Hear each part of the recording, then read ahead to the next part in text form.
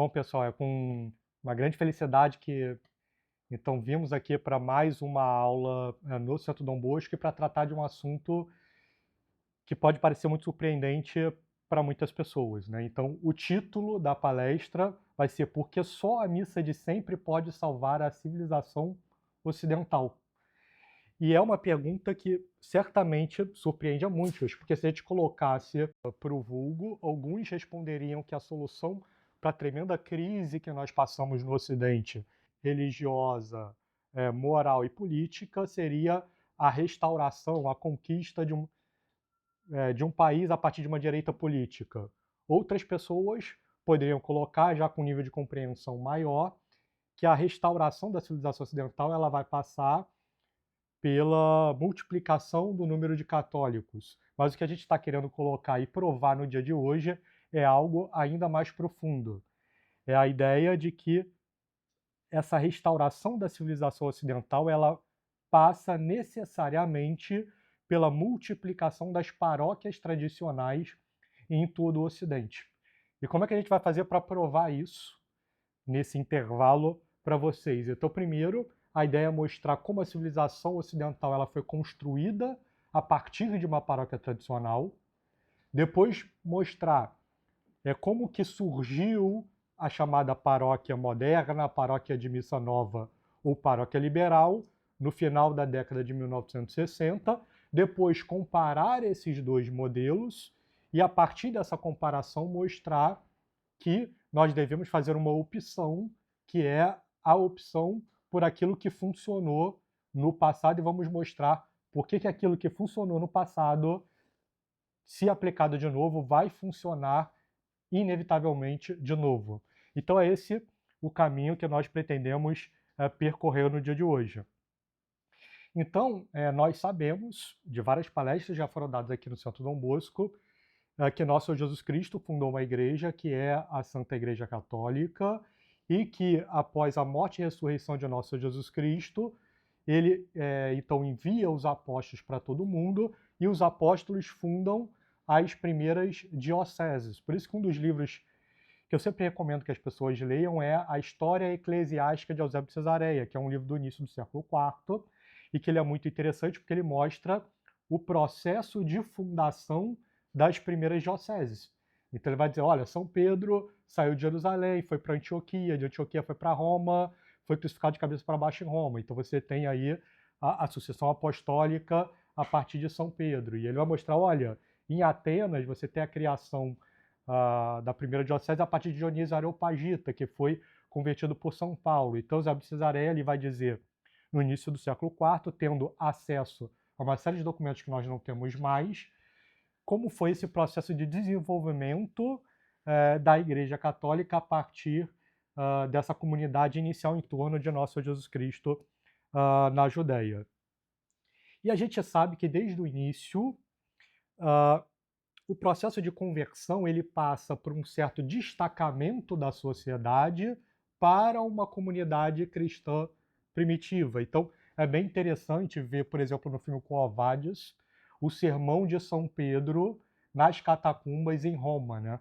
Então você vê ali uma comunidade destacada de outras. Então, o converso ele é alguém que, de certa forma, ele se afasta do mundo, ele quebra grande parte do tempo que ele passa com as antigas amizades e ele entra numa comunidade própria católica. No início, nós sabemos que essa comunidade ela está muito sendo construída ao redor do bispo, certo? Então, ali nos 2, 3 primeiros séculos, no período de perseguição, em cada cidade, a influência do bispo e a organização da comunidade católica em torno do bispo era muito forte, e o bispo tinha ali, então, os presbíteros, os sacerdotes ao seu redor. E conforme as conversões vão se multiplicando por todo o Império Romano e a igreja vai vencendo, superando essas grandes ondas de perseguição, o que você começa a ter que esses bispos enviam os presbíteros em missão. Então começa a ser construídos aqui e ali uma ideia incipiente de paróquia. Em Roma vão ter presbíteros sendo confiados a certas igrejas particulares. Então, a partir daquele momento, você começa a ter construído na igreja a ideia de uma paróquia. E o que é uma paróquia? É uma certa circunscrição territorial sob comando de um pároco. E é essa paróquia que, sendo instituída em todo o Ocidente, vai como que um sol iluminando e convertendo as famílias então vão convertendo as províncias nações inteiras. Então, essa é a ideia de uma paróquia tradicional. E o que tem nessa paróquia tradicional? Ela tem um pároco que lidera essa paróquia. E a paróquia, ao contrário do que é hoje, a gente sempre precisa entender que na visão tradicional as coisas são muito diferentes, né? Um pároco, ele era realmente um pai da comunidade. A ligação entre o pároco e a comunidade era fortíssima. Para vocês terem ideia, um leigo no mundo antigo, ele não poderia assistir uma missa fora da sua paróquia, né? Como a gente às vezes faz hoje. Vai para uma paróquia, vai para uma segunda, vai para uma terceira, né? O pároco, naquela época, ele era o pai, ele era o delegado, ele era o diretor espiritual, ele era aquela pessoa que conduzia os fiéis que estavam confiados a ele para o céu, né? Então ele recebia todas as súplicas, as reclamações, ele resolvia todas as pendências. Isso era muito forte. Então é aquela ideia do pároco da aldeia, né? Do Jorge Bernanos, né? O diário de um pároco de aldeia. Então é um pároco que ele é realmente o pai. E esse pai ele deve ser fixo no local. Por isso que o primeiro grande concílio da história da igreja, a gente tem o concílio de Jerusalém, que está nas escrituras, mas o primeiro grande concílio é aquele concílio de Nicéia em 325 depois de Cristo. E o que ele vai dizer no cânon 15? Que os bispos, presbíteros e diáconos não se transferirão de cidade para cidade, mas deverão ser reconduzidos, se tentarem fazê-lo, para a igreja para a qual foram ordenados. Então isso, durante a história da igreja, vai ser sempre reforçado pelas autoridades eclesiásticas. Tanto que o Concílio de Trento, 1200 anos depois, também vai reforçar essa ideia de que o pároco é alguém ligado, fixado na paróquia. A própria palavra cardeal, ela vem de cardo, vem de gonzo. O que é o gonzo? É aquela ligação da porta com a parede, certo? Então, assim como um gonzo, um cardo, liga a porta à parede de uma forma fixa, o cardeal, né, o pároco, ele deve ser fixo na paróquia. E essa paróquia, então, nessa paróquia, as famílias crescem, se convertem, convivem entre si, tem todo um processo educacional ligado à paróquia, desde um nível que a gente chamaria hoje de um ensino primário. Então, como é que era o ensino primário na Idade Média? Você tinha um leigo na paróquia, que ele podia dar aula ou na igreja ou no lugar próximo, e o que ele ensinava ali? Leitura, catequese, escrita, noções elementares de gramática, latim, num nível superior de ensino, que a gente chamaria hoje de ensino secundário. Nós começamos a ver na Idade Média já as escolas de catedrais e as escolas monásticas. E depois, na Idade Moderna, mas ainda antes do Concílio Vaticano II, nós vamos ter as proliferações de escolas ligadas às ordens religiosas. Então, quando a gente vê o papel que, por exemplo, as ordens religiosas fizeram no Brasil na primeira metade do século XX, é grandioso. Basta ver as grandes obras que ainda existem aqui e acolá, como o Colégio Santo Inácio, o Colégio São Bento, o Colégio Santo Agostinho, o Colégio Nossa Senhora de Lourdes. Então, são ainda resquícios dessa organização tradicional de uma paróquia que traz as pessoas para esse local e, a partir desse local, como um sol, ilumina toda a sociedade. E uma paróquia tradicional, ela cedia o quê? Uma missa tradicional. Uma missa que nós chamamos de missa de sempre. E por que é uma missa de sempre? Porque é uma missa que ela se desenvolve a partir de um núcleo herdado por Nosso Senhor e pelos apóstolos de forma natural, como uma criança que depois vira adulta, né? Ela vai se enriquecendo, mas não deixa de ser o que é, e que vai ganhar no século VII, com São Gregório Magno, já a sua formatação quase que final, né? Que vai ser muito similar àquela missa de São Pio V, como São Pio V vai determinar no século XVI. E o que tem de especial nessa missa de sempre, que está numa paróquia tradicional, né? Que ao contrário da missa nova, ela convida os fiéis de todas as classes sociais à oração. Ela comunica de forma clara o mistério da presença real de Cristo no Santíssimo Sacramento, favorecendo assim que os leigos aproveitem todas as graças que podem ser aproveitadas, né? Considerando as limitações de cada um. Então é uma missa que exprime a ideia de sacrifício, né? As homilias são sérias. A missa ela é rezada em latim.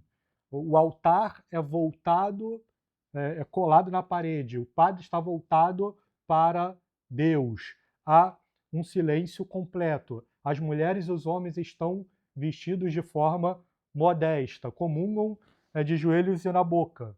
Como o altar está colado na parede e tem a ver com sacrifício, há toda uma preocupação com a beleza do altar. Então, por isso que as igrejas antigas, o altar delas é belíssimo, né? Então, quando você entra na igreja e olha para a parede do outro lado, é sempre uma obra de arte única. Basta ir, por exemplo, no Mosteiro de São Bento do Rio de Janeiro, na Igreja da Candelária, e tantas outras igrejas ali do século XVI, XVII e XVIII.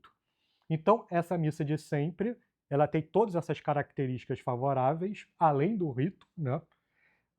E é um ambiente tão místico e silencioso. E sendo místico e silencioso, é um ambiente convidativo aos homens. Então, as igrejas, no mundo medieval, elas, ao contrário das igrejas hoje, estavam repletas de pais de família. Porque a missa tradicional, ela reforça aquilo que é propriamente masculino nos homens e reforça aquilo que é propriamente feminino nas mulheres. É por isso que, por exemplo, as mulheres vão na missa de sempre com véus, né? E no presbitério, seguindo toda a tradição desde o Antigo Testamento, é a ideia de que o altar ele é algo reservado aos homens, certo? Então, desde o Antigo Testamento, passando pela missa de sempre, quando você vai à missa de sempre, você vê que só existem homens no presbitério, certo? Desde o acólito ao próprio sacerdote. E por que isso? Porque a ideia é de que, para o acólito ali, a própria forma dele estar servindo junto ao altar é uma forma dele discernir se ele tem a vocação para o sacerdócio. E essa missa de sempre, dentro de uma paróquia tradicional, então, vai colocando virtudes teologais, vai ordenando as famílias, e essas famílias vão se tornando cada vez mais generosas e caridosas. Então, a caridade é a tônica do dia numa paróquia tradicional, e na Idade Média, de forma ainda mais especial. Porque essas famílias vão ajudar umas às outras, vão ajudar as ordens que vão se multiplicar. Então, nós vamos ter ordens que vão cuidar de hospitais, de colégios, de leprosários. Essas famílias, além de ajudarem umas às outras, vão também financiar essas iniciativas das ordens religiosas. Como as famílias são numerosas e os filhos são caridosos, os pais não precisam de uma previdência social, porque os filhos cuidam dos pais na velhice. Então, a caridade que emana de uma paróquia tradicional, ela acaba sendo uma força que limita o tamanho do Estado. E por que a paróquia tradicional limita o tamanho do Estado? Porque as famílias, pela caridade, desempenham muitas das funções que hoje o Estado grande, onipotente, moderno desempenha. Então, se as pessoas não ajudam mais e não fundam mais hospitais, nem colégios, nem leprosários, e os filhos não ajudam mais seus pais, e os pais às vezes não têm nem filhos para ajudá-los, então você precisa de um Estado para cumprir cada uma dessas determinações. Então, além disso, há uma vocação à pobreza quase que universal no ambiente paroquial. Por quê? Porque os sacerdotes, e principalmente religiosos, eles são chamados à pobreza, certo? Então tem os votos, né? De pobreza, castidade e obediência. Mas não só os religiosos, também os leigos são chamados à pobreza porque eles vão construir famílias numerosas e desde aquela época era difícil você ter acumular grandes riquezas, você tem que ter 12, 13 ou 14 filhos. Então, quem lembra ainda dos seus avós ou dos seus bisavós, da sua infância, etc., vai perceber como eles viviam de uma forma muito diferente do que nós vivemos hoje, certo? Então, meu avô, por parte de mãe, por exemplo, ele tinha uma rede de farmácias. Só que ele teve 12, 13 filhos, aí foi quebrando cada uma das farmácias, né? Então, é essa a visão que existia na Idade Média. Então, a paróquia tradicional com a missa tradicional ia convertendo as famílias, multiplicando as vocações sacerdotais, e essas famílias iam, então, convertendo outras famílias, as províncias e as nações. Então, cada paróquia tradicional ela funcionava como que um sol, certo? Iluminando cada uma das regiões. E se a Igreja Católica, então, ela é aquela construtora da civilização, qual foi o meio que ela utilizou para fazer com que a civilização ocidental fosse construída?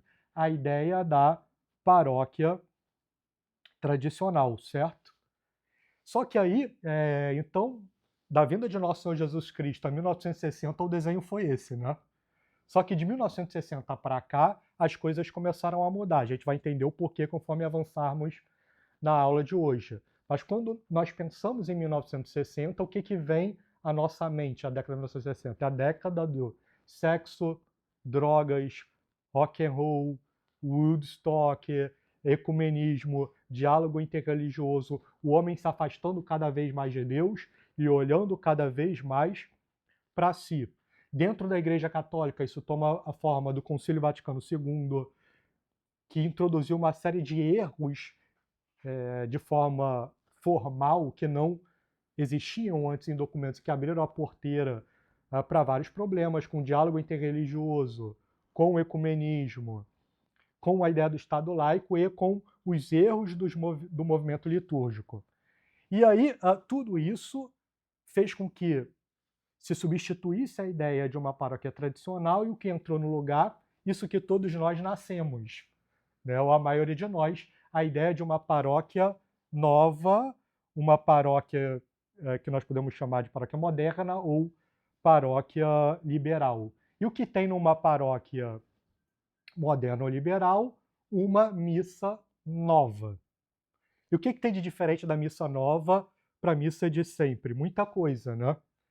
Então, por exemplo, na missa nova, a ideia de um presbitério que é unicamente tocado por homens, isso se rui, porque nós estamos na era do feminismo, então as mulheres invadem o altar, por exemplo, como coroinhas, como leitoras. Elas viram ministras extraordinárias da comunhão. Mais recentemente, teve um novo fenômeno, que é a ideia das ministras extraordinárias da borrifação, né? Que é o álcool em gel para limpar a mão dos fiéis. Então você começa a ter ali uma série de funções que são ocupadas por mulheres. Mas longe desse ser o único problema, porque os problemas se multiplicam. Se na missa de sempre nós temos o canto gregoriano, na missa nova isso vai ser substituída por músicas populares de diversos calibres, né, de diversos gostos. A ideia dos animaizinhos que, como é que é? Pulam de dois em dois, né?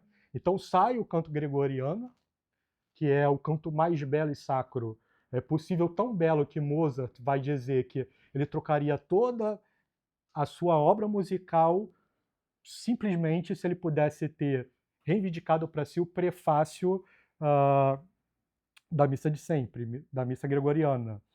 Mas então a missa gregoriana ela vai ser substituída por uma série de músicas profanas. O padre ele não vai estar mais voltado para Deus, para o altar, agora ele está de frente para o povo, certo? Agora o padre ele é o centro das atenções, não é mais nosso Senhor Jesus Cristo, ele vira algo muito parecido com o pastor protestante. Agora ele é o animador da comunidade. Como ele é o animador da comunidade, isso gera um outro fenômeno, que é o fenômeno dos leigos que só vão para uma determinada missa porque é a missa do padre X, né? De outras que vão para outra missa porque é a missa do padre Y. Como a missa ela não é mais o sacrifício, agora o que é realçado é a ideia do show, então o leigo ele quer ir para a missa do padre que mais lhe agrada. Então todas as coisas vão se alterando, né? Não tem mais o altar agora na missa nova, o que você vai ter é uma mesa, porque não é mais a ideia de sacrifício, mas de uma ceia, de uma celebração. Bane-se também o latim, né? Entra o português no lugar. Agora, não se ajoelha mais na hora da comunhão, a comunhão tem que ser de pé e na mão. O rito abole vários momentos de genuflexão dos fiéis. As mulheres não usam mais véus. Agora não há mais silêncio na Santa Missa. O que você vai ter é muito barulho, né? Quanto mais barulho e luz e som, melhor. Então, a todo momento nós temos aplausos. Veja como tudo vai mudando, né? Então, é aplausos, barulhos, você tem parabéns no final da missa, o padre pede para você olhar para o coleguinha do lado e sorrir. Então, é uma série, o ambiente é completamente barulhento, né? As mulheres e os homens agora se vestem de forma imodesta, então pessoas de bermuda, de chinelo, de roupa de academia. Uma das últimas vezes que eu fui em missa nova, que era na melhor paróquia da Tijuca, eu vi ali 2, 3 vezes um casal que levava um cachorrinho para a missa, né? Então o cachorrinho assistindo a missa, e no final da missa, aquela zona, né? Uma competição para ver quem sai primeiro da missa, se é o padre ou se são os leigos. Então, é uma zona total. Sai a ideia de sacralidade da Santa Missa e entra a ideia de uma missa voltada para atender às necessidades do homem, que é uma missa festiva, circense. E, naturalmente, esse é um ambiente que faz com que os homens fujam, né? Porque o homem ele pode entender uma religião de sacrifício, porque o homem ele é chamado a se sacrificar pela sua família, a se sacrificar pela pátria. Mas o homem ele toma um horror à missa nova, porque é esse ambiente festivo, essa confusão, essa falta de seriedade. Então, como o homem é o chefe de família, ele lidera a debandada das famílias do ambiente paroquial. E aí as paróquias se esvaziam. E o que você vai ter nessas missas de paróquia nova, basicamente 2 grupos. As pessoas que já estão em idade avançada e que começam a ter uma ciência maior de que eles precisam prestar contas com Deus nessa vida, por causa do juízo particular. Então, eles entram naquela rotina de paróquia nova, porque é aquilo que eles foi apresentado a eles em suas vidas. E casais, normalmente, recém-casados, né? Então, a pessoa entra lá num encontro de casais com Cristo, só que ele vai na missa aos domingos ali por uma convenção, né? E tem outras várias convenções que ele precisa também seguir. Então ele tem o clube, os colegas do clube, os colegas do futebol, as famílias, etc. E conforme os filhos vão crescendo, essas outras prioridades fazem com que esses casais que fizeram o encontro de casais com Cristo rapidamente abandonem essa paróquia nova. Então o que a gente vê nesse caos completo é que o efeito cumulativo disso é extremamente danoso para a alma do fiel, certo? E esse é só parte do problema, quando a gente compara com a paróquia tradicional. Se a gente olhar, por exemplo, para as escolas, o que a gente vê? Outro caos, certo? Porque as escolas agora não são mais católicas, os bispos perderam a fé, grande parte deles, da década de 60 para cá, as ordens religiosas também, e as escolas católicas hoje elas não se diferenciam mais de escolas laicas e de escolas de um Jorge Soros da vida, de um Jorge a Paulo Lemann, certo? É tudo igual hoje. Então, se as escolas, no sistema de paróquia tradicional, de missa tradicional da Idade Média, elas retiam os fiéis, agora eles são mais um motivo de evasão, né? Porque ali tudo é ensinado errado. Então, vejam que por onde a gente olha, não há por que uma família se manter nessa estrutura de uma paróquia nova, certo? Os próprios padres, por causa da crise da década de 60 para cá, eles deixaram de ser os pais, os párocos, aqueles que resolviam todos os problemas da comunidade, certo? Que pároco hoje é assim, né? Por aí, numa paróquia nova? As pessoas nem sabem o nome do sacerdote. Hoje eles são o quê? Administradores paroquiais. Certo? É por isso que quando você vai numa paróquia de missa nova, qual é a coisa que mais chama atenção? É a pastoral do dízimo, certo? Então você vai, dependendo da igreja que você entra, já tem ali um QR Code para você doar. Na entrada da igreja, normalmente já tem um pôster com a pastoral do dízimo. Há toda uma pressão para que os leigos doem em campanhas da fraternidade. Então é a ideia de que os padres eles deixam de ser pai, deixam de ser guias, passam a ser administradores paroquiais. E se eles não são mais pais, qual é o outro fenômeno que vai acontecer numa paróquia nova? Essa falta de fixação do sacerdote à comunidade. Né? Porque se ele não é pai, ele pode abandonar os seus leigos. Então o que você tem em todas as dioceses do mundo hoje é um grande rodízio. Né? Não importa se o padre ele é secular ou se ele está vinculado a uma ordem religiosa. Então, como consequência desse caos completo, que a gente vai ter outra consequência, o esvaziamento completo dos seminários. Porque no mundo medieval de uma paróquia tradicional, de uma missa tradicional, os sacerdotes eles são chamados a uma vida de sacrifício, mas uma vida de sacrifício que traz grandes recompensas. E isso atrai as vocações. Agora, quem vai querer ser sacerdote num mundo em que você está ali para ser um administrador paroquial, um membro da Teologia da Libertação, um ativista de uma ONG? Então, é a ideia de que não se floresce numa paróquia nova as vocações. Então, o que nós temos como resultado desse ambiente de uma paróquia nova, dessas ideias que estão entrando pós-conciliares, é a queda gigantesca dos números de vocações e do total de sacerdotes. Então, para vocês terem ideia, na década de 1950, se ordenavam na França cerca de 1.000 sacerdotes por ano. Depois do Concílio Vaticano II, esse número caiu de 1.000 ordenações por ano para 100. Então, uma queda de 90%.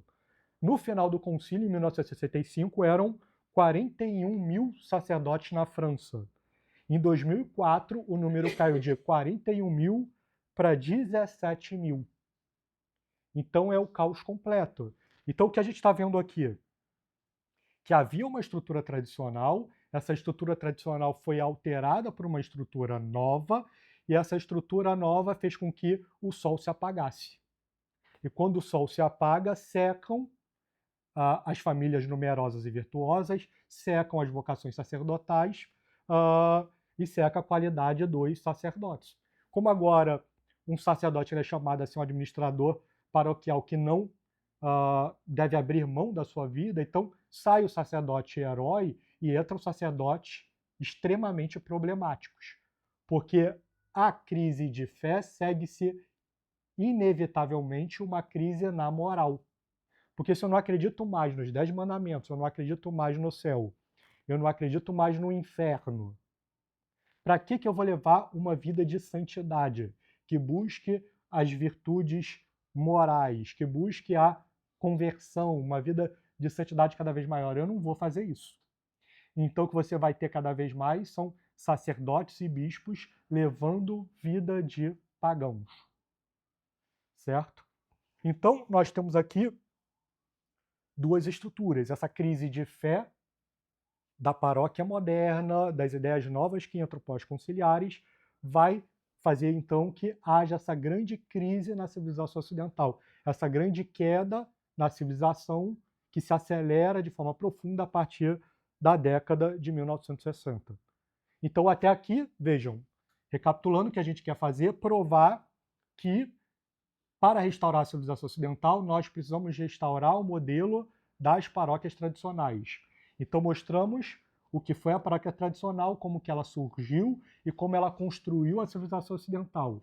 Vimos que da década de 60 para cá, o que nós passamos a ter um outro modelo, um modelo de paróquia nova, onde há uma missa nova e que os frutos que então eram numerosos no Ocidente inteiro, eles se secaram, certo? Então, há dois modelos aqui. Um modelo que é o modelo tradicional, que gera muitos frutos ainda hoje, basta ver como a tradição, apesar de ser muito perseguida, os seus seminários estão completamente lotados, e de outro, um cenário de paróquia nova, que não é perseguido, mas que não há frutos. E aí, dentro desse cenário, nós temos hoje no Brasil um processo de restauração da igreja por meio da missa tradicional bem acelerado, então cada vez mais pessoas estão tendo contato com a missa tradicional. E quando elas começam a ter contato com a missa tradicional, elas logo percebem, olha, tem dois mundos aqui. Né? Em maior ou menor grau, ela percebe que existe um mundo ordenado de um lado e existe um mundo que é mais ou menos caótico, dependendo da paróquia que você vá, do outro. Né? Então, isso é muito importante. E aí, o primeiro movimento que ele tem, se ele é uma pessoa mais esclarecida e mais aberta à graça, é fazer essa opção preferencial pela missa de sempre. Então, houve uma primeira conversão do pagão para a Igreja Católica, depois há uma segunda conversão, que é da Igreja Católica, seja ela o que for, para essa igreja como ela sempre foi, né? Que é essa igreja formada no espírito da paróquia tradicional. E aí ele faz esse movimento preferencial. Só que depois há uma terceira conversão, que é quando ele entende de que essa opção preferencial não deve ser só opção preferencial, né? Do tipo assim, eu vou à missa tradicional algumas vezes, depois eu vou à missa nova. Não, que a diferença entre os dois ambientes ela é tão significativa que eu preciso fazer uma adesão 100% a esse ambiente aqui. E como que essa pessoa faz esse movimento?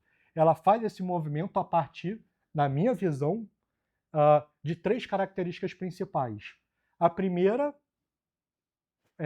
e principal é o movimento da graça. Então Deus infunde a graça na pessoa, ela percebe, cara, eu preciso aderir à paróquia tradicional. Se eu for a missa nova nessa confusão toda, isso vai fazer mal para minha alma, né? Quantas pessoas vão para a missa nova e saem mais revoltadas do que chegaram, né?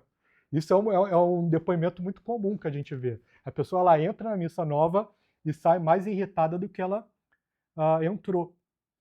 Então, o primeiro movimento para a pessoa fazer essa aderência total à missa tradicional é o movimento da graça. O segundo é entender duas coisas.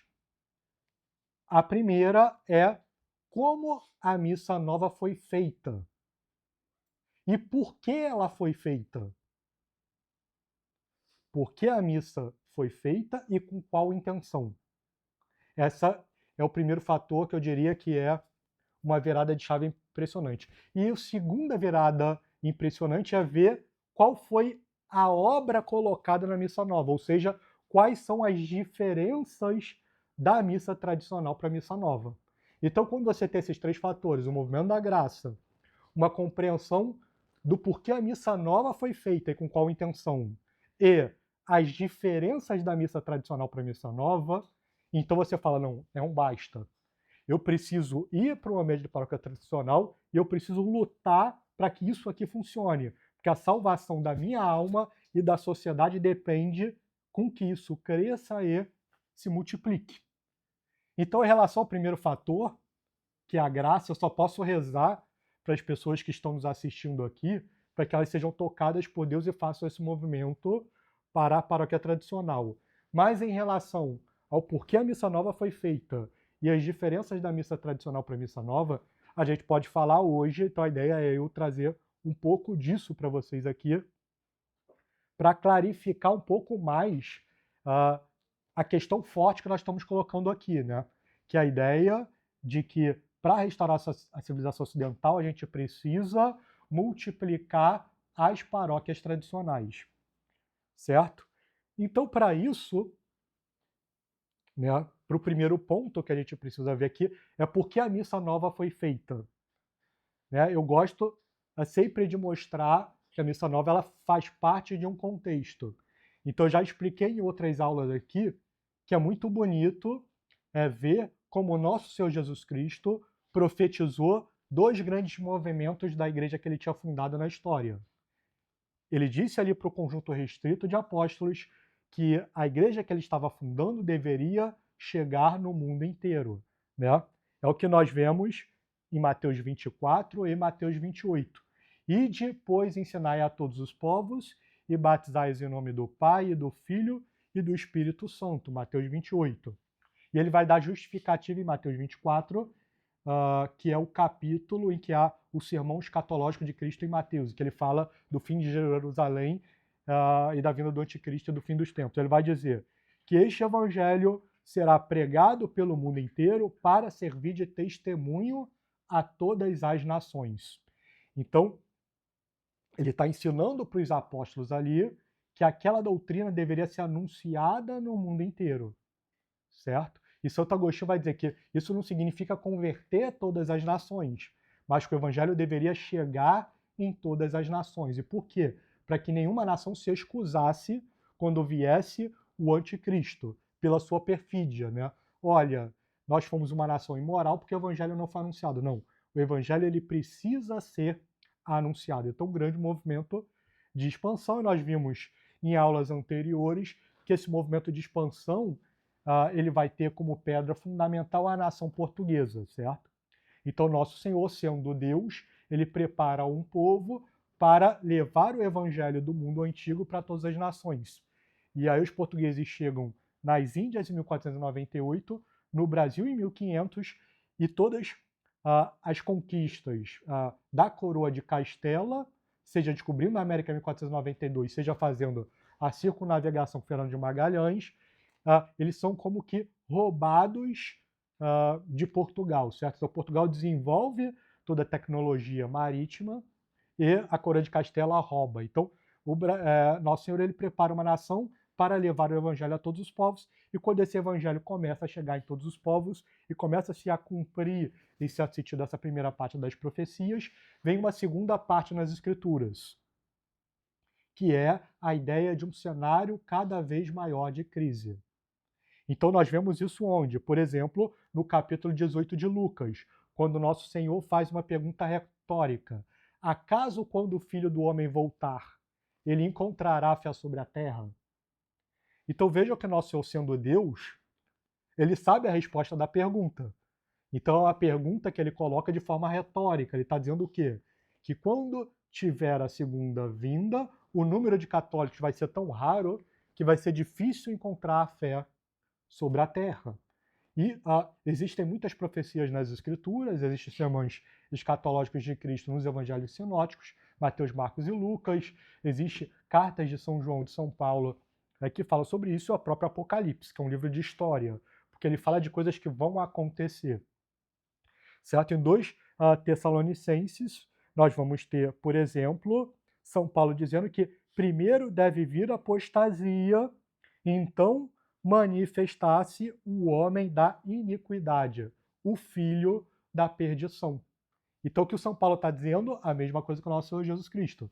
Primeiro vem uma apostasia, depois vem o anticristo. E é belo ver como na história esses dois grandes movimentos eles parecem claros. Primeiro, o grande movimento de expansão, com base nessas paróquias tradicionais, que depois vão ser estabelecidos também nessas colônias portuguesas e espanhola, e depois, quando essa primeira parte começa a ser cumprida para valer, o que você vai ter grandes movimentos de revolução. A primeira grande revolução com Lutero, 1517, uma segunda grande revolução, que é a Revolução Iluminista e Francesa, a de 1789, e uma terceira revolução, a de 1917. Né? E aí nós chegamos no século XX, que é o século da Missa Nova, certo? A Missa Nova é de 1969. No século XX, o que a gente vai ter antes do século XX é algo impressionante, porque quando vem essas revoluções, o que vai começar a surgir junto com essas revoluções? Uma série de aparições de Nosso Senhor e de Nossa Senhora que parecem avisar que esses tempos complicados estão começando a se aproximar. Então, por exemplo, estoura a Revolução Protestante, 1517. Pouco tempo depois, 1/3 de almas que se perdeu na Europa porque virou protestante, a igreja ganhou com a aparição de Nossa Senhora de Guadalupe no México. Depois vai ter a ideia do Sagrado Coração de Jesus, né? Então, a ideia de uma aparição para Santa Maria Alacoque, pedindo para que o rei Luís XIV consagrasse a França ao Sagrado Coração de Jesus. Ele não consagra, Luís XVI cai. Tem a Revolução Francesa. Depois da Revolução Francesa vão vir aparições francesas, né? Que é a ideia de La Salette, por exemplo, Lourdes, que vão tocar o quê? Essa ideia de que a Revolução está piorando. Vem a Terceira Revolução, e vão ver então agora aparições ligadas à Revolução Comunista, como Nossa Senhora de Fátima e no Brasil, Simbres e Lágrimas. Então, as aparições elas vão andando junto com esse processo, né? Então a gente teve um V invertido. Primeiro grande movimento de expansão, quando começa a vir as quedas, então, além da revelação das escrituras, nós começamos a ter revelações semipúblicas, né? Que são revelações para certos videntes ali, de que a coisa vai piorar, certo? E Deus ali vai andando junto, né? Aí uma dessas aparições mais impressionantes, ela ocorre para o Papa Leão XIII, né? Que é o último Papa do século anterior, século XIX. O Papa Leão XIII ele tem uma visão que Satanás e Nosso Senhor aparecem frente a frente. Satanás pede um período para ser o dele e Cristo concede o século XX. É algo impressionante. Então, tem vários relatos dessa aparição. Então, para vocês terem ideia, o secretário pessoal do Papa Leão XIII, Monsenhor Rinaldo Angeli, ele vai dizer o seguinte, que o Papa Leão XIII verdadeiramente teve uma visão de espíritos demoníacos que estavam se reunindo na cidade eterna, que é Roma. Dessa experiência veio a oração que ele quis que fosse recitada por toda a igreja. Qual é essa oração? A oração de São Miguel Arcanjo, que ao final da missa tradicional, quem for, vai ver que na chamada missa baixa, né, que é a não cantada, ao final da missa tradicional você sempre reza a oração de São Miguel Arcanjo, que isso também sumiu em 99,9% das paróquias de missa nova. Mas vejam, então, Papa Leão XIII tem uma visão mística de que vai dar ruim no século XX, e ele pede então para que todas as missas tradicionais se reze a oração de São Miguel Arcanjo. A gente entra no século XX, o que tem de especial, de ruim nesse século? É que até o século XX, o que você tinha de principal eram ataques externos à igreja, certo? Então você tem uma revolução protestante que gera mártires, uma revolução francesa que gera mártires ao dobro, e uma revolução comunista que gera mártires ao triplo. Essas ideias vão se filtrando lentamente na igreja, né? Mas no século XX o que acontece? Esse processo se acelera, né? É tanto que no século XIX os papas vão anunciar essas grandes crises, mas sempre anunciando como um inimigo externo até o século XIX, né? Então você tem, por exemplo, que o Papa condena e excomunga Lutero em 1521. Nós vamos ter a série de condenações à maçonaria. A primeira casa maçônica de 1717, a primeira condenação de 1738. O comunismo nem estava implantado, só era uma teoria e os papas iam lá e condenavam. A célebre sílabus do Papa Pio IX, de 1867, ele foca em quê? Nos erros do mundo moderno. No século XX, o que você vai ter? Os papas percebendo a infiltração cada vez maior dessas ideias. Então, São Pio X, que é o maior papa do século XX, ele vai começar a fazer encíclicas voltadas para dentro. Né? Por exemplo, a Lamentabile, que é uma sílabus voltada para dentro, conjunto de condenações internas, e a famosa Pascendi, né? É a ideia do modernismo, que é o conjunto de erros. Esse problema vai aumentando cada vez mais, começa a surgir algo que nunca tinha surgido até então, a ideia de bispos fazendo encontros ecumênicos com outros protestantes. Aquilo é um escândalo na igreja, porque até então sempre foi muito claro que nosso Senhor Jesus Cristo fundou uma igreja e que fora dessa igreja não há salvação. E aí, de repente, no início do século XX, você começa a ver aqui e acolá bispos fazendo encontros com pastores, né? A coisa foi piorando, né? Hoje é com tudo, né? Então tem encontro com maçom, com macumbeiro, com tudo, até com satanista, se bobear, tem por aí se você procurar. Então, mas naquela época era um escândalo a ideia de bispos e cardeais se reunindo com pastores protestantes sem tentar convertê-los. E aí o Papa Pio XI faz o quê? Uma célebre encíclica chamada Mortalium Animus, em 1937, condenando os encontros ecumênicos. O problema vai aumentando cada vez mais. Vem o Papa Pio XII com a encíclica Humani Generis, 1950, mostrando aí que o modernismo é, então, um erro que ele não para de crescer. Né? Então veja como, de 1900 a 1950, esse problema ele vai como que borbulhando nas estruturas de paróquias tradicionais espalhadas pelo mundo. Só que o que nós estamos vendo? Que as aparições de Nossa Senhora vão andando junto com a crise, né? E qual é a principal aparição do século XX?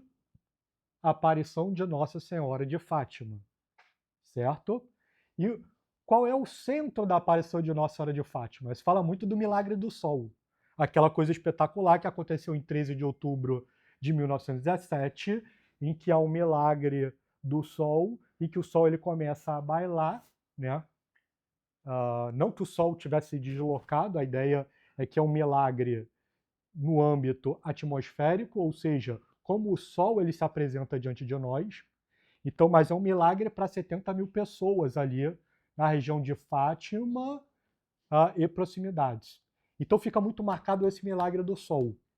Mas o milagre ele serve para quê? Para atestar uma mensagem.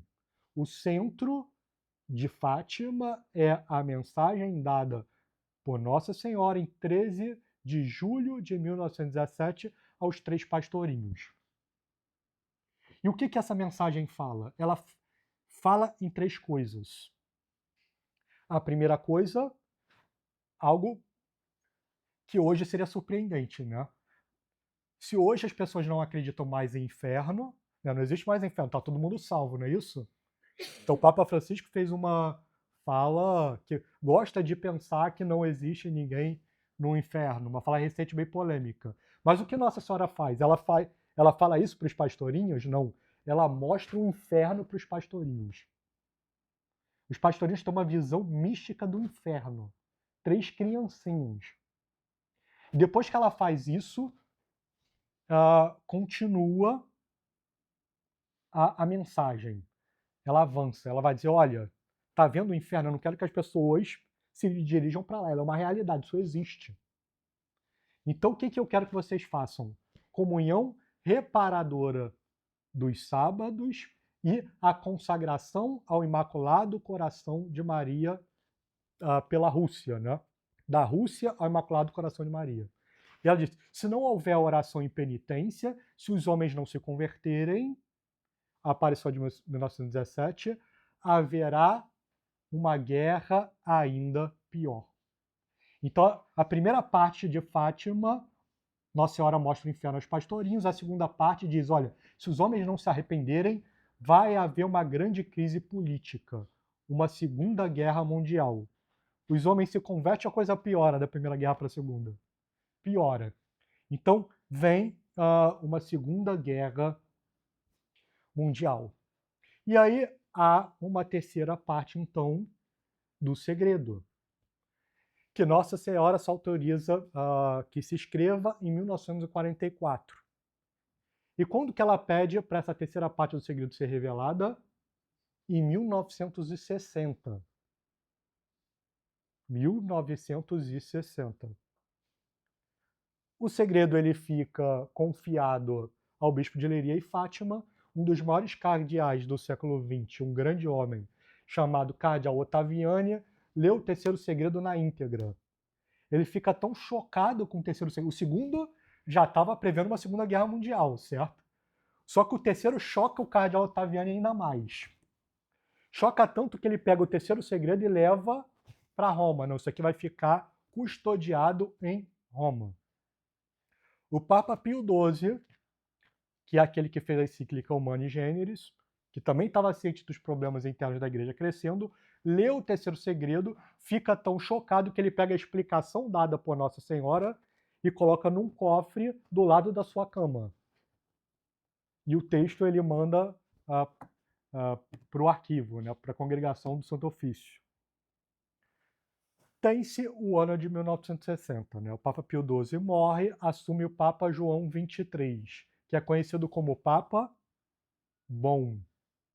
Então é um Papa que ele começa a ser seduzido por várias dessas ideias que nós vemos tomando hegemonia na década de 60. Nossa Senhora pede para ler o terceiro segredo em 1960, o Papa João XXIII lê, e a ideia é que fosse revelado para o mundo inteiro. O que ele faz? Guarda. Ele não revela o terceiro segredo. E por que ele não revela o terceiro segredo? Porque ele não acredita no terceiro segredo. Ele não acredita que aquilo que Nossa Senhora revelou para os pastorinhos fosse verdade. Para ele era uma invenção da cabeça da irmã Lúcia. E o que fala o terceiro segredo, que ele foi revelado no ano 2000, parte dele, a parte escrita, o seguinte, fala de um anjo com uma espada flamejante que quer punir o mundo, mas conforme o anjo ele se aproxima de Nossa Senhora, essa espada apaga. Depois dessa visão tem um pulo, tem-se a imagem de um homem vestido de branco, que na leitura da irmã seria o Papa, com bispos, padres e religiosos subindo uma montanha cujo cume tinha uma cruz de madeira. O Papa tinha atravessado uma cidade em ruínas, no qual ele rezava pelas almas dos cadáveres dessa cidade. Né? E o Papa, seguido pelos bispos, padres e leigos, se ajoelha diante dessa cruz e então todos são executados por soldados. Então tem-se isso. O Papa João XXIII não acredita, o Papa Paulo VI também não acredita, e o Papa João Paulo II leva, então, a sério o terceiro segredo, há toda uma discussão sobre como isso vai ser revelado, e chega-se ao seguinte arranjo, a ideia de que o Papa ia revelar somente o texto, e em suas homilias ele ia dar a explicação. Né?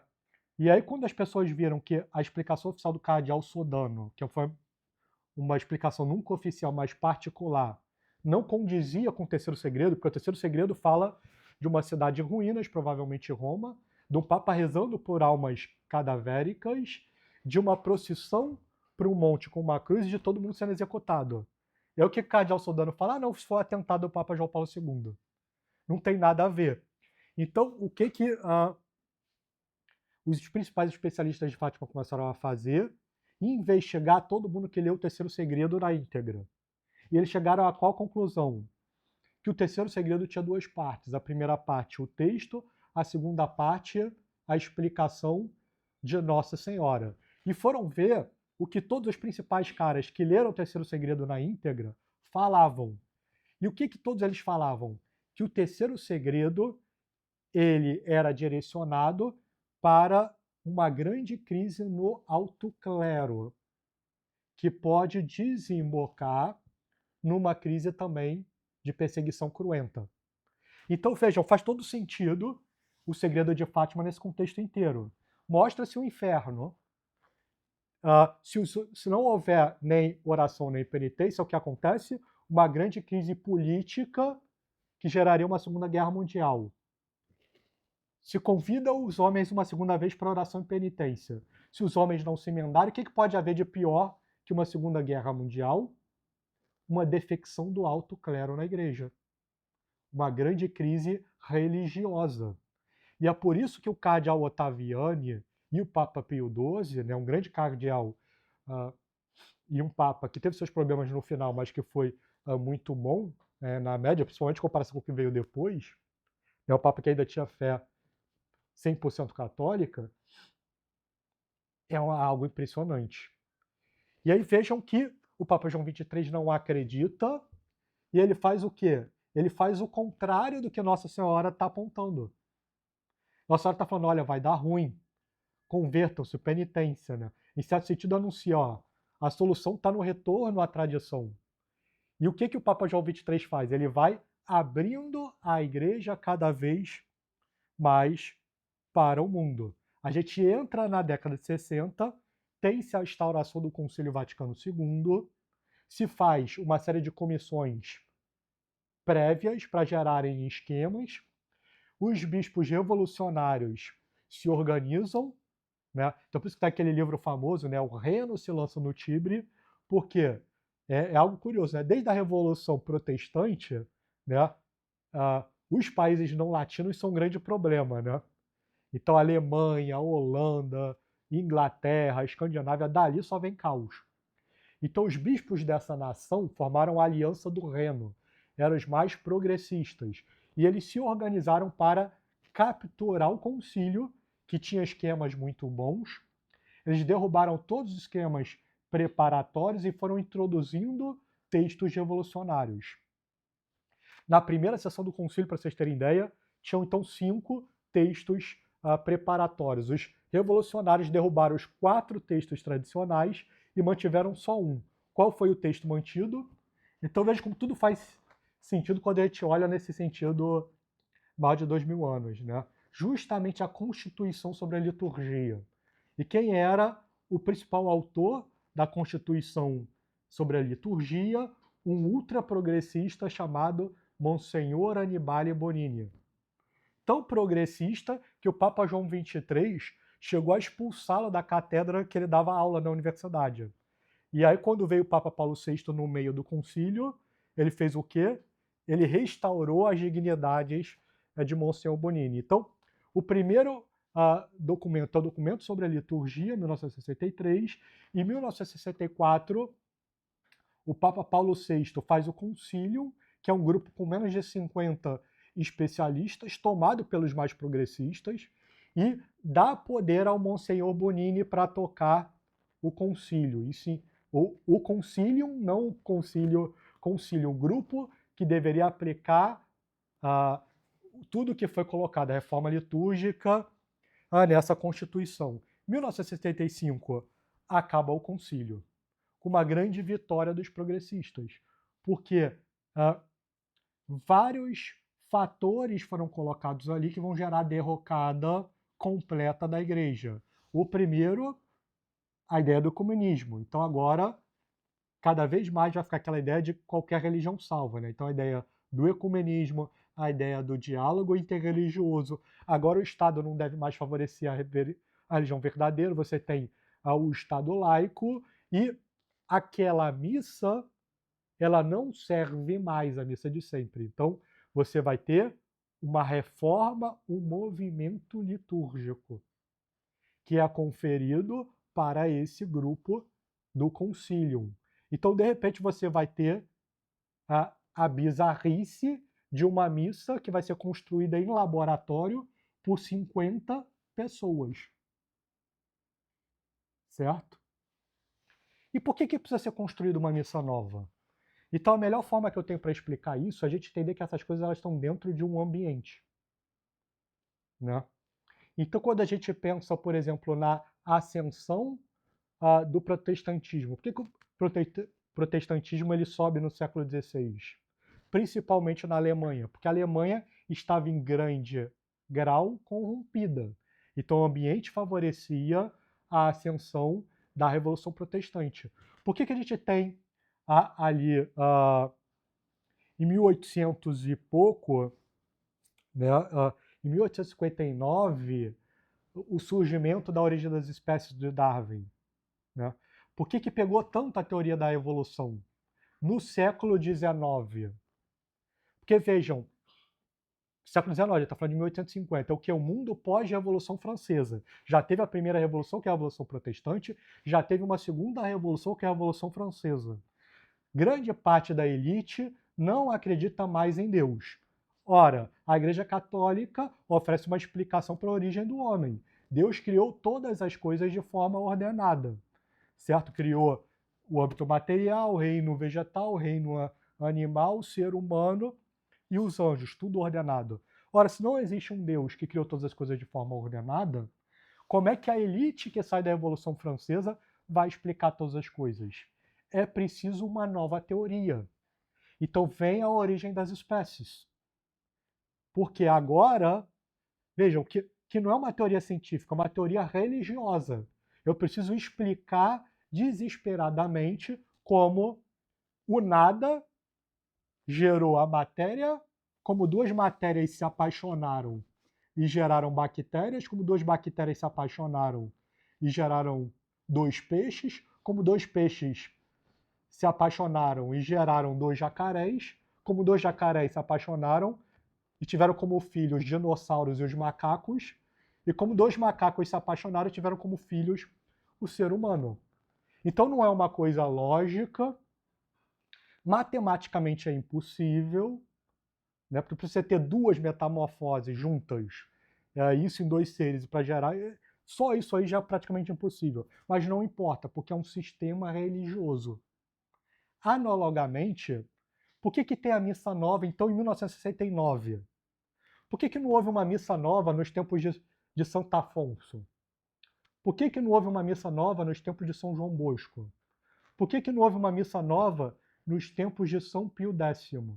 Porque nesses tempos não era preciso uma missa nova, porque grande parte da igreja estava voltada para Deus. Mas de 1960 para cá, que é a era do antropocentrismo, não mais do teocentrismo, é a era do otimismo, do homem indo à lua, sexo, drogas, rock and roll, ateísmo, ecumenismo, diálogo interreligioso. Não, agora essa missa não serve mais.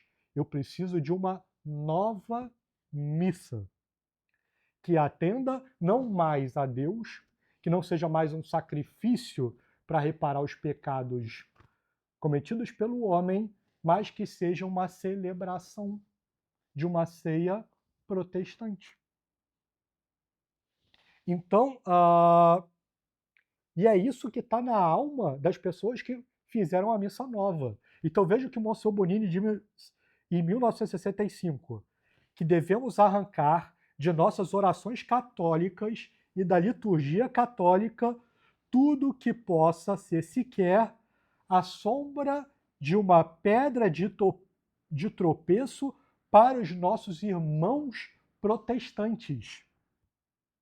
Então, o Monsignor Bonini está dizendo que, olha, a gente tem que pegar a missa tradicional e tudo que pareça católico demais a gente tem que tirar, porque isso é sombra de tropeço para os protestantes. E o que disse o melhor amigo do Papa Paulo VI, Jean Guiton, que é um intelectual famoso, tem até livro publicado em português? Que a intenção de Paulo VI sobre o que se chama comumente missa era de reformar a liturgia católica de tal modo que quase coincidisse com a liturgia protestante. Remover, ou pelo menos moderar, o que era excessivamente católico, para aproximar a missa católica da missa calvinista. Então, já o Guiton está dizendo claramente aqui, olha, a intenção do Papa Paulo VI com a missa nova é tirar tudo que é católico da missa de sempre para aproximá-la da missa calvinista. Então vejam o que está acontecendo aqui. Né? Agora, qual é o espírito da década de 60? Né? Aquele otimismo, qualquer religião salva, diálogo interreligioso, diálogo ecumênico. Essa missa de sempre trava muito as relações com os protestantes, com os maçons e com os judeus. Então a gente precisa remover tudo aquilo que é católico demais. Precisa remover o que da Santa Missa, então? A ideia de tudo aquilo que reforça a presença real de Cristo no Santíssimo Sacramento, porque nem os protestantes, nem os maçons, nem os judeus acreditam que Cristo está presente no Santíssimo Sacramento. Precisa remover a ideia de que a missa é o santo sacrifício, certo? Porque todos esses grupos também não acreditam nisso, né? Para o protestante é uma ceia, o maçom ele acredita num Deus do universo etéreo, e precisa também remover a ideia do poder sacerdotal, ou seja, a diferença do sacerdote para o leigo. Né? Então é preciso uma missa que remova todas essas três coisas. E é assustador quando a gente vê que a missa nova removeu em grande parte todas essas três coisas. Então, nós vemos que teve uma constituição feita sobre a Sagrada Liturgia, em 1963. Em 1964, o Papa Paulo VI constitui o Concilium, que é esse grupo para fazer essa missa nova. E aí você vai ter 50 pessoas num laboratório fabricando uma missa quase que do zero. Então veja, por que a gente chama missa de sempre de missa de sempre? Porque tinha sido uma missa que se desenvolveu de forma orgânica. O que a gente tem agora? Uma missa de laboratório. Que tem qual missão? Que é a missão dada por Paulo VI, compartilhada com Monsenhor Bonini, de aproximar a missa do luteranismo e do calvinismo. Em 1967, a coisa é tão rápida no laboratório, né, que já tem-se uma primeira missa normativa.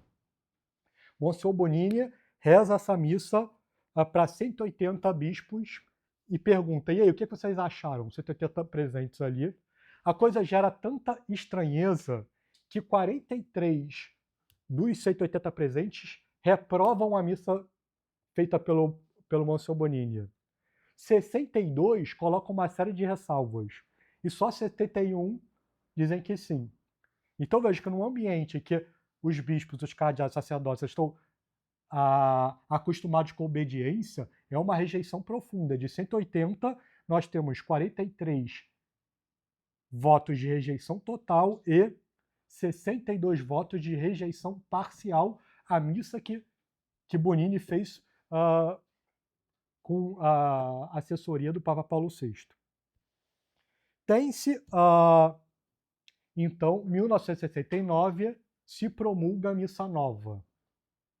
Quando se promulga a missa nova, os melhores bispos e cardeais do mundo tomam um susto. Por quê? A missa nova ela era muito parecida com aquela missa que tinha sido reprovada há 2 anos atrás, a missa normativa. E aí, naturalmente, aquilo é um choque, né?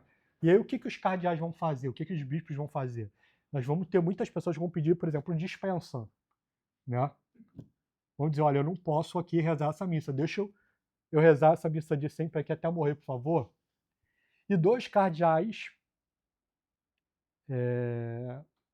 vão ter, então, um papel fundamental na história da igreja, que é o cardeal Ottaviani, que é o cardeal que tinha lido o Terceiro Segredo de Fátima, na íntegra. Veja, o cardeal que leu o Terceiro Segredo de Fátima, cardeal Ottaviani, e o cardeal Batti, que é um cardeal seríssimo, que concedeu a dispensa para São Pio de Pietrelcina para ele nunca rezar a missa nova. Esses 2 cardeais vão fazer o breve exame da missa nova, que é um documento em que eles vão condenar a missa nova, né, dizendo o seguinte,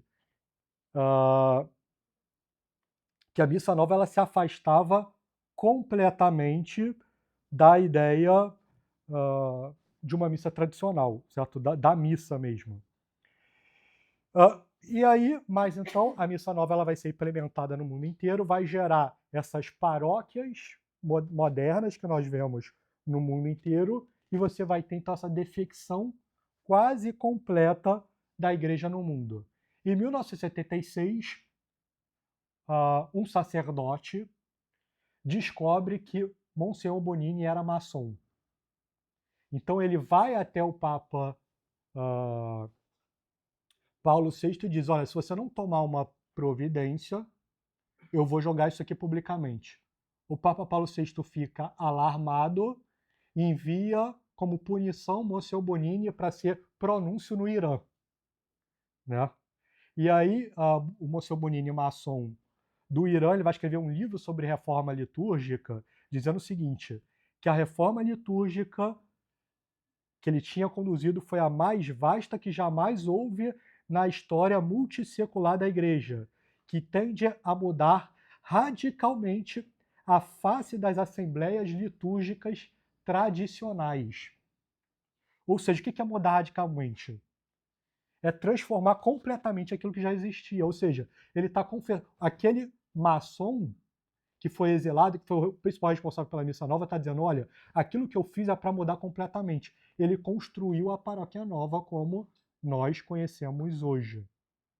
E não só isso, porque aquela revolução que ele começou a tocar se multiplicou em tudo. Todos os sacramentos foram alterados, o catecismo foi alterado, né? O Código de Direito Canônico foi alterado, o exorcismo foi alterado, tudo foi modificado para quê?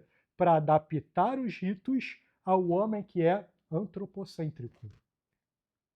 E vejam essas brincadeiras da Divina Providência. Né? Eu fiquei muito empaquetado quando eu descobri o que significava o primeiro nome do Monsenhor Annibale Bonini, que é o maçom que fez a Missa Nova. Annibale significa presente de Baal, que é um demônio do mundo antigo, uma divindade antiga cananeia. Então, o homem que construiu, o principal responsável pela paróquia nova, o maçom, o nome dele é presente de Baal. Cara, se você olha isso com um olhar místico, né, com um olhar transcendental, não é uma coincidência. Então vejam que a gente viu, de um lado, uma paróquia tradicional que construiu a civilização ocidental, de outro, a paróquia nova, que é essa confusão completa. Né? E aí a gente viu que a missa nova ela foi construída com um fim. Qual é esse fim? Adaptar a missa aos anseios do ecumenismo e do diálogo interreligioso. Então essa foi a primeira coisa que a gente viu. E qual é a segunda coisa que a gente viu que era importante? Era ver como a missa nova foi pensada para remover o triplo obstáculo, a tripla característica que faz uma missa ser missa, ou seja, a ideia de uma presença real de Cristo no sacramento, a ideia de um sacrifício da Santa Missa e a ideia de que existe um sacerdote que é um padre. Né? Não é todo mundo leigo como é num culto protestante, né? Que o pastor não se diferencia da assembleia. E como que essas coisas foram feitas, então? Aí, se a gente olha bem a missa nova, a gente vê que realmente houve isso. Então, como é que, por exemplo, a realidade da presença real de Cristo foi atacada na missa nova? De várias formas. Então, por exemplo, na missa tradicional, quando o padre ele consagra a hóstia e o cálice, a primeira coisa que ele faz é se ajoelhar, porque ele reconhece que Deus está presente ali. O que a missa nova faz? Tira essa flexão. Então, primeiro eu apresento para o público. Que aí o público reconhece uma certa presença protestante qualquer, aí todo mundo se ajoelha. Então, retirar a primeira genuflexão aproxima a missa do culto protestante. Se retira a obrigatoriedade do sacerdote de unir os dedos depois da consagração da hóstia. Porque a partir do momento que a hóstia foi consagrada, Cristo está presente em cada partícula, certo? Então tem várias partículas no dedo do sacerdote. Então na missa de sempre, o que é que você vê? Que o sacerdote ele levanta o cálice assim, né? Como é que é na missa nova? Né? Cristo presente ali no dedo dele é espalhado por todos os cantos. Porque não existe mais a união do dedo. Ele pega o cálice, aí, né, limpa aqui na batina, é o caos completo. Outra forma de tirar a presença a real, né? A ideia de relativização dos vasos sagrados. Então, no vaso sagrado, na missa tradicional, você vê aquela coisa dourada, dentro do dourado. Na missa nova, pode tudo. Pode até um cálice de madeira. Na missa de sempre, você tem 3 panos ali cobrindo. Na missa nova, um só. A ideia de uma pressão cada vez maior para tirar a comunhão na boca de joelhos. Porque se não há a presença real de Cristo, na missa nova, o que você vai ter? A pressão para todo mundo comungar de pé e na mão. Porque essa é a protestante, a comida. É fast food. Então não tem mais a mesa de comunhão. Como é que é na missa tradicional? Todo mundo vai para a mesa de comunhão, que é aquela linha que separa o presbitério do resto da igreja. Todo mundo se ajoelha ali e comunhão na boca. Na missa nova, para você comungar de joelhos é um esforço, né? Tu tem que se ajoelhar no chão, sem apoio nenhum. É um caos, né? Aí você levanta, você quase esbarra no padre porque não tem apoio. Então, por que tem todas essas coisas? É porque é preciso tirar a realidade da presença real de Cristo no sacramento. O sacrário não está mais no centro. Ele agora está no canto. Né? Então, hoje, quando você entra numa paróquia nova, como é que é? Você olha, cadê o sacrário? Porque você precisa olhar, porque se não tiver, você só inclina o corpo, se tiver, você precisa se ajoelhar. Então fica aquela coisa, eu ajoelho ou não ajoelho, né? Não sei o que vai ter ali.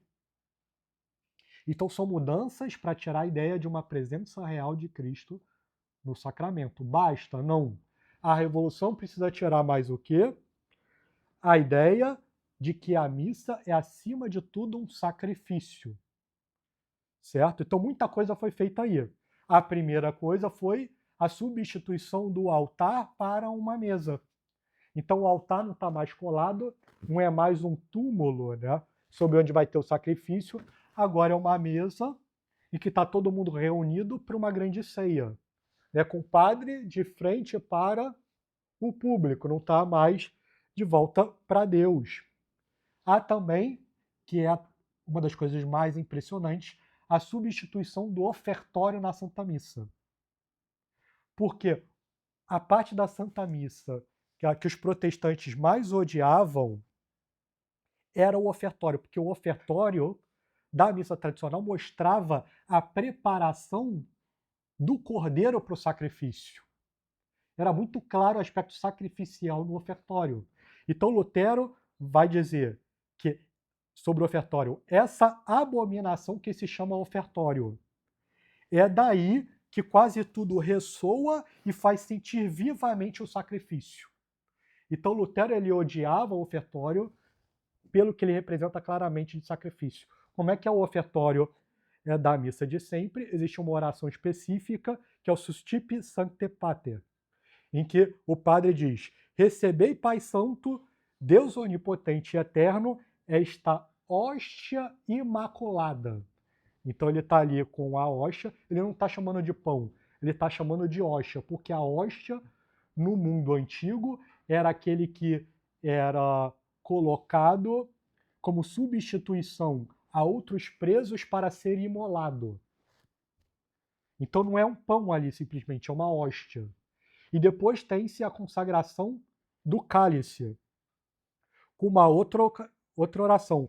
Oferecemos-vos, Senhor, o cálice da salvação. O padre não está falando em vinho ali, ele está falando de cálice, porque a palavra do cálice traz a ideia de padecimento, amargura, dor. Né? Lembrem-se de quando Tiago e João pediram para ficar do lado direito e esquerdo de Cristo. O que Cristo diz? Não sabeis o que estáis pedindo. Podeis beber do cálice que eu beberei? Né? E aqui o padre, na missa de sempre, está falando do cálice. Não fala nem de pão, nem de vinho, mas de hóstia e do cálice. Ele está preparando o cordeiro que será imolado. E aí, como era preciso destruir a ideia de sacrifício da missa, o que o Monsenhor Bonini fez com os outros revolucionários? Tiraram essas orações e substituíram por uma bênção judaica. Uma bênção dos alimentos judaica. Lembra como é que é na Missa Nova? Bendito sejais, Senhor Deus do Universo. Não é mais o Deus Pai que foi ofendido pelo pecado de Adão e que precisa ser reparado no santo sacrifício da Santa Missa. Agora é o Deus do Universo maçom. Bendito sejais, Senhor Deus do Universo, pelo pão, sai a hoxa entre o pão, que recebemos da vossa bondade, fruto da terra e do trabalho humano, que agora vos apresentamos e que para nós vai se tornar pão da vida. Olha como mudou. Aí depois vai para o cálice, né? Sai cálice.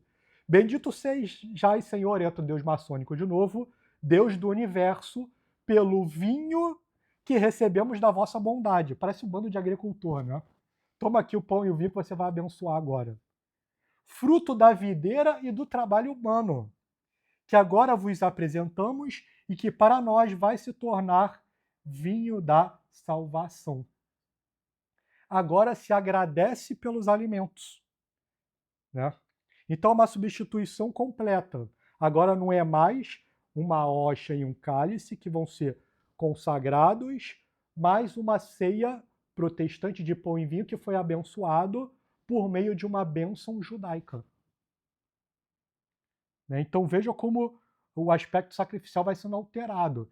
E em relação ao cânon romano, que é a parte principal da Santa Missa, ele vai ser flexibilizado, né?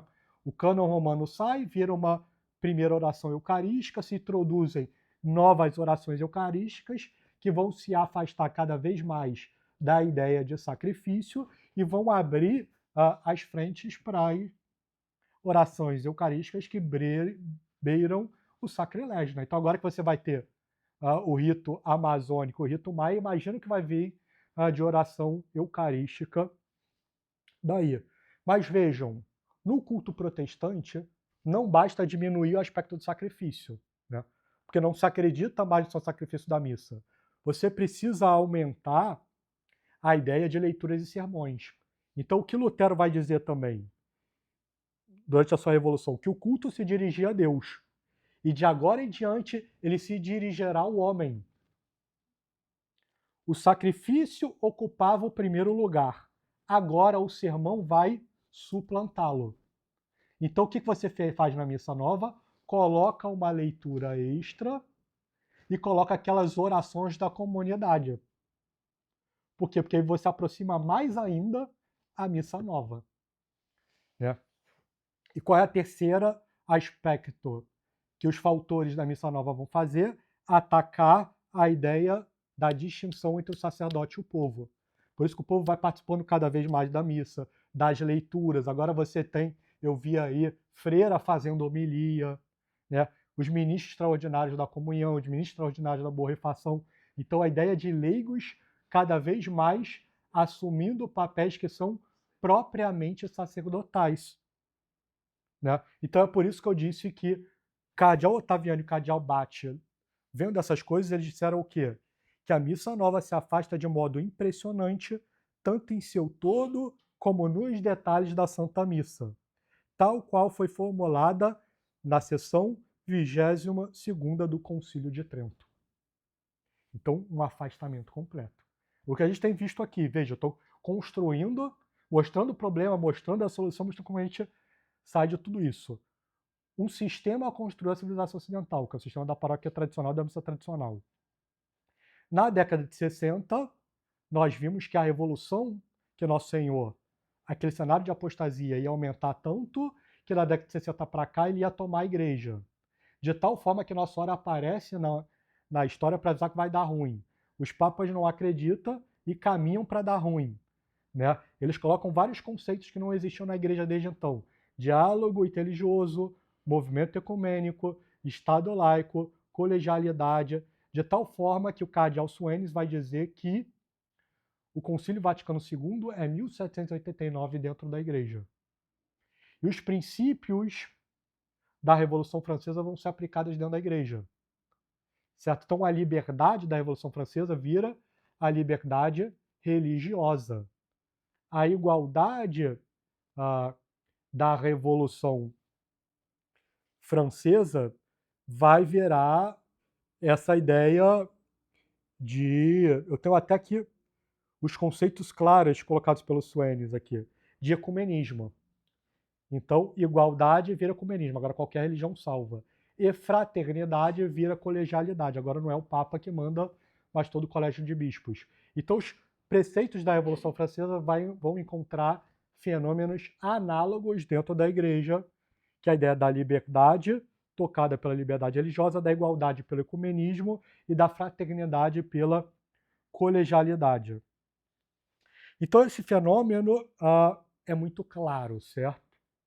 Então, nós temos então um movimento ativo para transformar a missa o máximo possível num culto protestante. Então, por isso se atacou a ideia da presença real de Cristo, a ideia do santo sacrifício e a ideia da existência de um sacerdote. E aí muitas pessoas olhando tudo isso vão pensar: ah, Álvaro, e a missa nova bem celebrada? Né? É outra questão, né? Eu posso ir numa missa nova bem celebrada?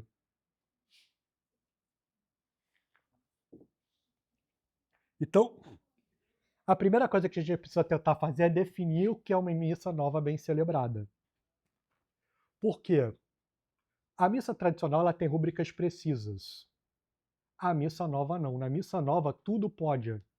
Se tudo pode, a missa nova na verdade é o quê? São milhares de missas diferentes. É só você ver o que a instrução geral do missal romano permite. Por exemplo, no número 41 ele vai dizer: ah, é preferencial o canto gregoriano, mas qualquer música sacra pode. Aí o Colo de Deus vai dizer que a missa sacra é o rock and roll.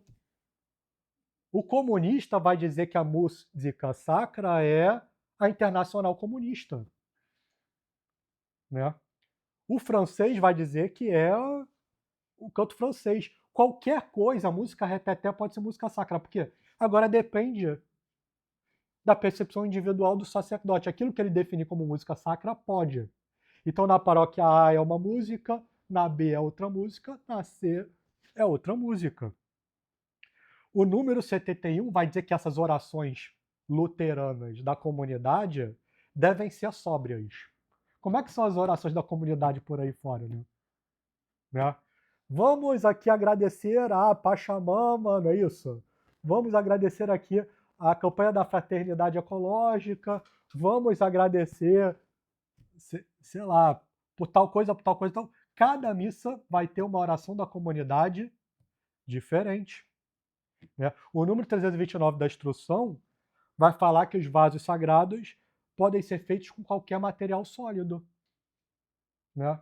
Então, o que, que impede de um padre da teologia da libertação consagrar com cálice feita pela empresa chamada Mãe Gaia, né? Com um cálice de madeira, né? Com um anel de tucum?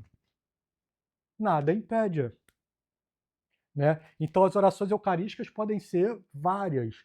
Então, cada missa é uma missa diferente. Então, vejam, se cada missa é uma missa diferente, o que é a missa nova?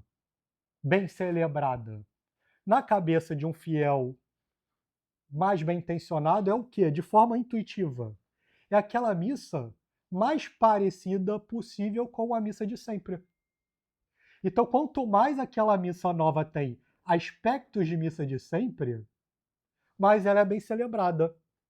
Ou seja, aquela missa tem latim, aquela missa o padre está de frente para Deus, aquela missa o padre está dando comunhão na boca, né? Tem isso, o padre dá até comunhão na boca na minha paróquia, né? Ou então ele não deixa ter ministro extraordinário da comunhão.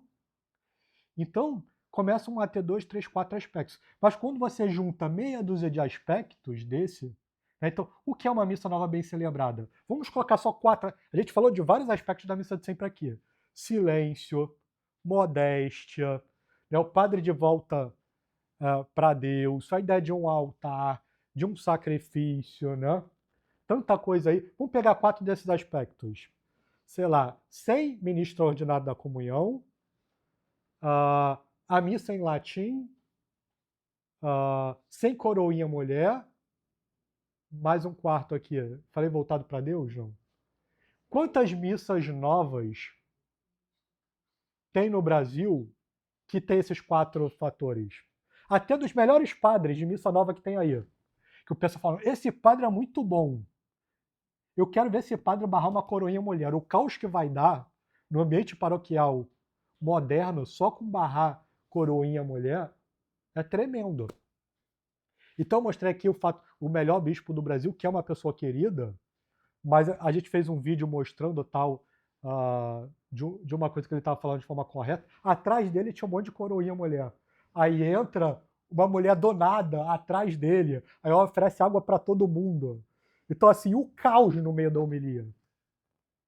Então, quer dizer, no melhor bispo diocesano do Brasil, não existe missa nova bem celebrada.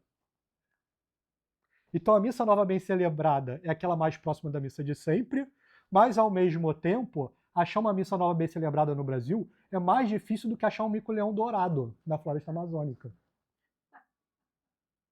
E se as pessoas... Para que as pessoas vão numa missa nova bem celebrada se o ideal da missa nova bem celebrada é a missa de sempre? Foi até esse o próprio projeto do Papa Bento XVI. Porque o Papa Bento XVI era uma contradição em pessoa, porque ele teve uma formação ultramodernista, basta lembrar que ele era alemão, ele estava dentro da aliança do Reno, então todos os principais colegas dele foram os homens que destruíram a igreja. Então, só que ao mesmo tempo o Papa Bento XVI era uma pessoa que tinha um coração bom, era uma alma que rezava. Então algo nele dizia que a revolução tinha andado demais. Então qual foi o projeto do papado do Bento XVI? A reforma da reforma. Então por que ele protegeu a missa de sempre? Ele diz até na carta que acompanhou o Sumorum Pontífice, o Sumorum Pontificum, que a ideia dele é o quê? A missa de sempre ser uma baliza, que um estandarte. Porque quando a missa de fora, a missa nova começasse a se apartar muito da missa de sempre, as pessoas veriam a missa de sempre e vão falar, ó, tá indo longe demais, vamos voltar. Né? Então o Papa Bento XVI ele entendeu parte da questão por causa da sua formação modernista, mas não entendeu o cenário completo. Que o cenário completo significa o quê? Lutarmos pela restauração da missa tradicional, da paróquia tradicional. Por quê? Porque os progressistas eles tinham em mente que eles precisavam destruir todas aquelas coisas que tinham sido construídas na paróquia tradicional para que a igreja se aproximasse do protestantismo, da maçonaria e das demais religiões. Então as alterações da missa nova são a tal ponto que as pessoas que vão à missa nova elas têm uma dificuldade gigantesca de se apropriar das graças que tem ali. Por isso que você vê que uma pessoa que vai na missa nova, ela pode ir 30 anos na missa nova. Cara, ela não vai mudar uma vírgula. Né?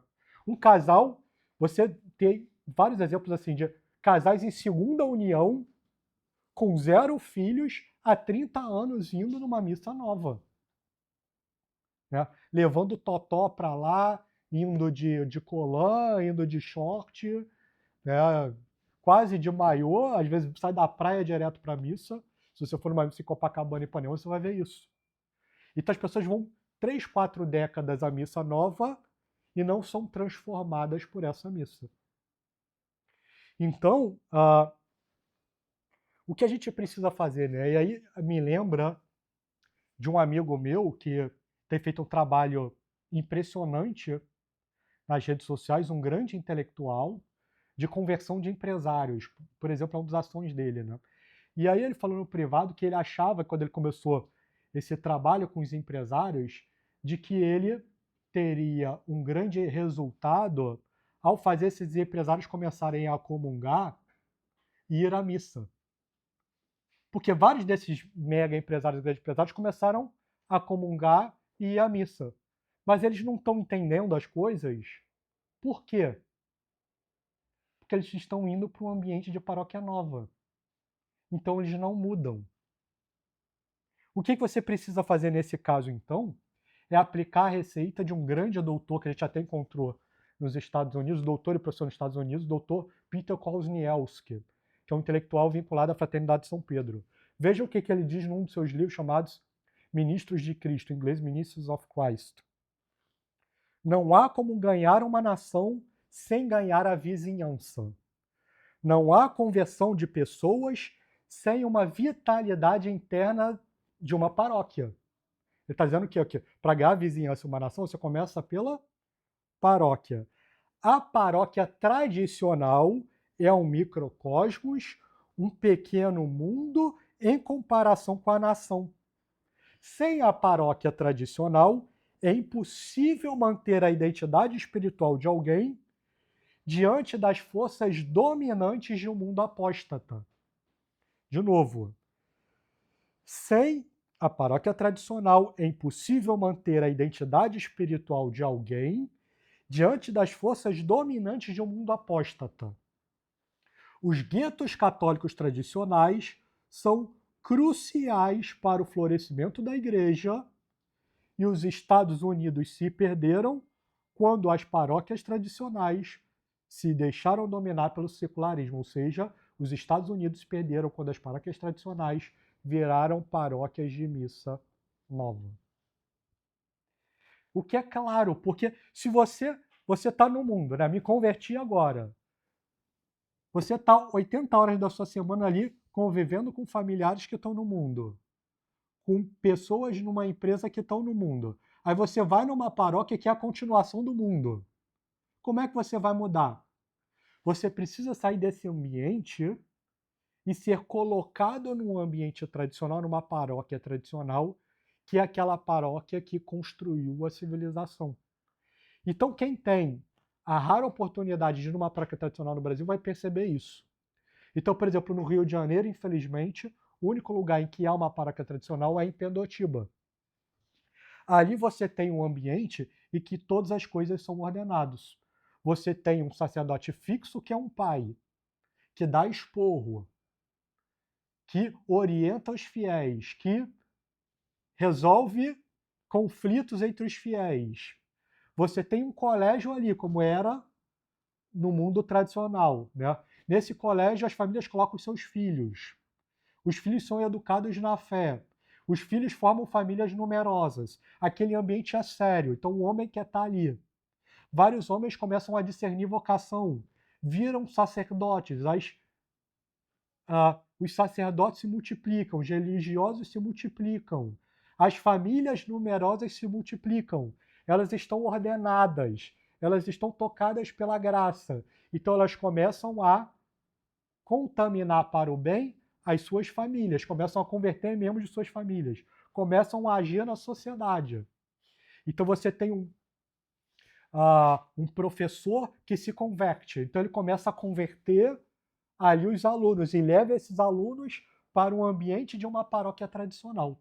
Então aquela paróquia tradicional começa a iluminar o mundo. Então você tem esse exemplo em Pendotiba, alguns exemplos assim em São Paulo, agora em Goiânia se ganhou um exemplo similar. Então a ideia de uma paróquia tradicional que converte o mundo. O próprio Brasil foi colonizado assim. Quando a gente vai para uma cidade antiga, o que a gente vê? A paróquia, a capela no meio da cidade. A capela é o centro da cidade e ao redor da capela a cidade é construída. O que é isso? É a estrutura da paróquia tradicional. Então vejam que não se trata de uma opção preferencial, opção pela paróquia tradicional. A partir do momento que você entende que a Igreja Católica construiu a civilização ocidental, a partir da paróquia tradicional, que constrói as famílias católicas numerosas e as vocações, e que a Igreja Católica caiu quando as paróquias tradicionais foram substituídas por essas paróquias que a gente vê na diocese, e que a gente vê que não é uma diferença acidental, porque a missa nova e a paróquia nova foram feitas por pessoas que queriam, em maior ou menor grau, destruir a igreja, talvez achando que estivessem fazendo bem, mas querendo aproximar a igreja do protestantismo, da maçonaria, do judaísmo, e que depois que a paróquia nova foi colocada no lugar da paróquia tradicional, o número de vocações sacerdotais caiu em 90%, em que os homens fugiram daquele ambiente que deixou de ser sacrificial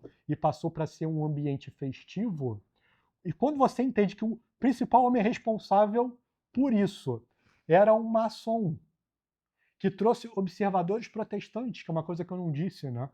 Então você teve 6 observadores protestantes dando várias contribuições para a Missa Nova. E que esse homem, de forma coincidente, se chamava presente de Baal. Ou seja, foi um presente do demônio para o mundo moderno. Quando você entende essas coisas todas, eu acredito, pelo menos na minha vida, que a única solução possível, a única tomada de decisão possível de um leigo é que ele precisa procurar para ontem uma paróquia tradicional e ter a sua vida conformada nessa paróquia tradicional e fazer de tudo para que essa paróquia tradicional cresça e possa chegar em mais pessoas. E se eu estou numa cidade em que ela não existe, eu preciso trabalhar para que uma paróquia tradicional seja construída ali, para que a partir dela aquela cidade possa ser restaurada para nosso Senhor Jesus Cristo. Então, terminando a palestra de hoje com uma fala de Dom Lefebvre, o maior defensor da missa de sempre e das paróquias tradicionais, eu deixo esse recado para todos aqueles que estão nos assistindo aqui, que é: guardem a missa de sempre e então vós vereis a civilização católica florescer novamente. E que viva Cristo Rei! Viva!